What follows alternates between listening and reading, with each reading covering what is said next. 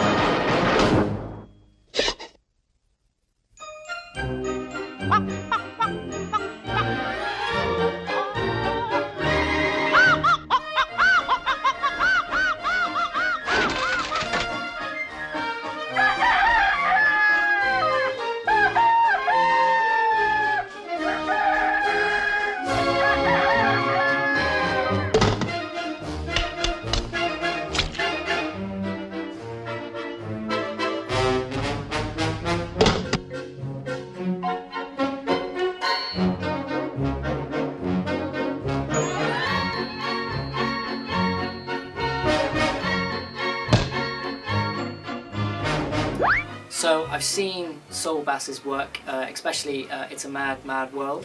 He's got a very simple and very animated and very lively sort of, unique to his opening sequences.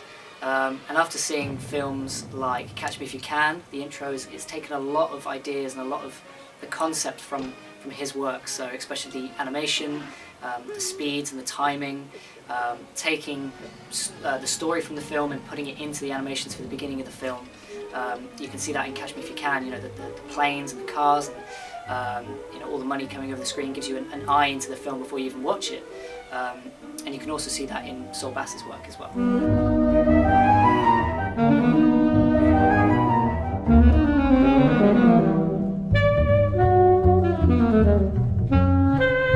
I think Saul Bass is very influential in the modern age for opening sequences. He's sort of made his own style, which people have started taking, especially in modern films, and animated intros, and especially taking those story items from the whole film and putting them in the opening sequence. So I think he's had a huge influence on the whole industry, especially the title sequences in general. Taking traits like the animation, explaining part of the story throughout the title sequences. You can see that a lot through loads of different films in the industry today. When you love someone, you've got to trust them. There's no other way. You've got to give them the key to everything that's yours. Otherwise, what's the point? And for a while, I believed that's the kind of love I had.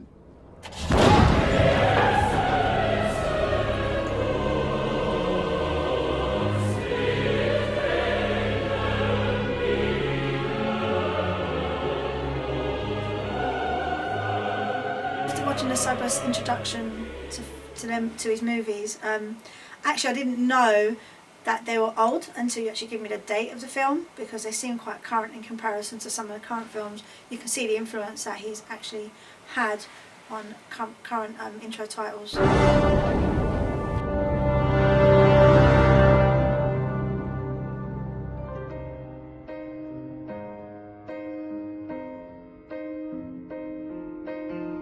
Life underground of living in the dark and in fear. He'd left his family to try to get to New York. He showed me a picture. No one has pictures anymore. But he had one of his son. I had no choice. They had found us. That's what he told me.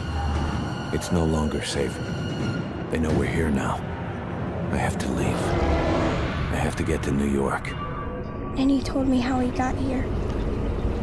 We floated downstream. We walked, hid, and slept. From what I can see, is that they're really trying to bring in the old school in respect to the font, the animation that they're trying to use, the impacts with colours and the environment. It really demonstrates that in the current movies that I've seen. So he's been a massive influence, clearly.